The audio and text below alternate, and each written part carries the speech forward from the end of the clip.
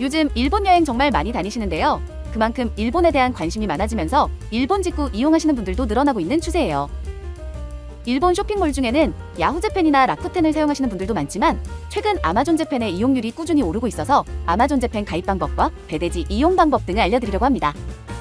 그럼 아마존재팬 사이트로 가볼까요? 처음 메인 페이지는 기본적으로 영문으로 되어 있거나 일본어로 되어 있을 텐데요.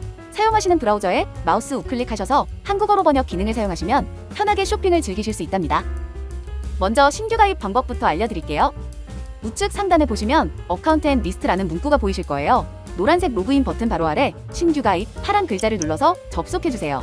가입된 메일인지 체크하는 박스가 나온다면 내 메일 주소를 입력하고 체크를 한번 해주세요. 없는 계정이 확인되면 신규 가입으로 넘어가게 돼요. 간단히 세 가지만 적어주시면 되는데 이메일 주소, 영문 이름, 비밀번호를 적고 노란색 컨티뉴를 눌러주면 OK랍니다. 이제 내 이메일로 가서 인증 코드를 복사해 코드 입력까지 완료해주세요. 가입이 끝났어요. 어떠세요? 간단하죠?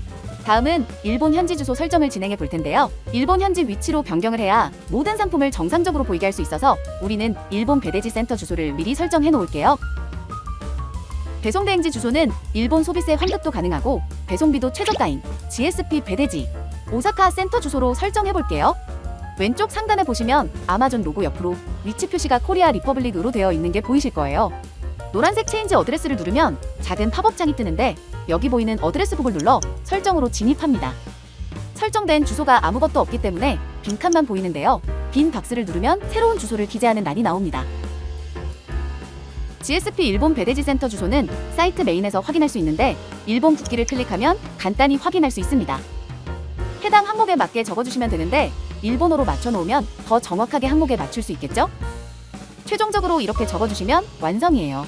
여기 보이는 체크박스는 항상 이 주소로 전달할 거냐는 질문이에요.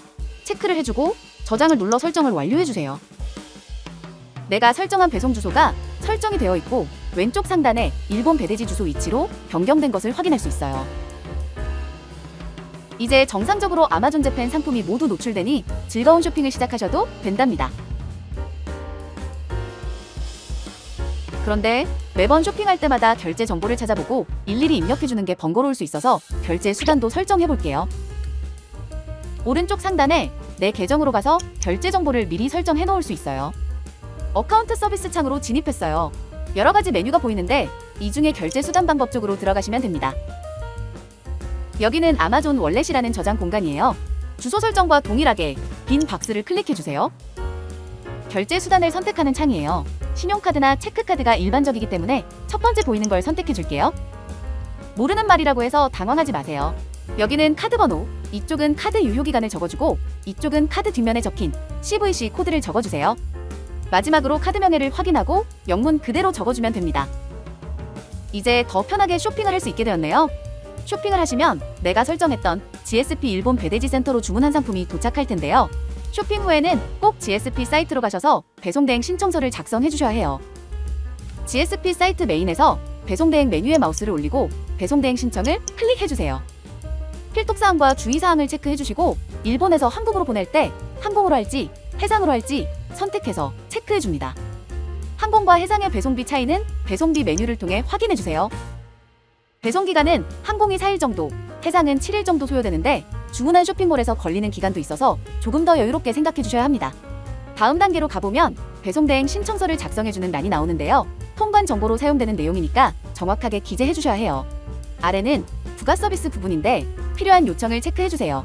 사진이 필요하다거나 부피를 줄이기 위해 폴리백으로 교체하는 등 선택할 수 있습니다. 이렇게 신청서까지 작성 완료했다면 아마존 재팬 직구에 성공하신 거랍니다. 많이 어렵지 않았죠? 이제 정말 마지막 하이라이트인 일본 소비세 환급 부분이에요. GSP 배대지를 이용하는 이유가 사실상 여기에 있다고 볼 수 있어요. 일반 개인 회원들은 절차나 세무대리인 등록 비용 부담도 되고 해서 환급을 받지 못했는데요. GSP 배대지에서는 누구나 최소 금액 제한 없이 신청이 가능합니다. 가장 좋은 부분은 신청하면 다음날 바로 지급 처리를 해주고 있다는 거예요. 국내 유일한 일본 소비세 환급 대행 배대지니까 꼭 챙기시면 좋을 것 같아요. 근데 일본 소비세 환급은 어떻게 신청하냐고요? 두 가지만 기억해주세요. 인보이스와 결제 내역. 이 두 가지만 챙겨서 소비세 환급 메뉴를 통해 신청을 해주면 된답니다. GSP 배대지를 이용하시는 회원분들이라면 모두 신청하실 수 있으니 적극 활용해주세요.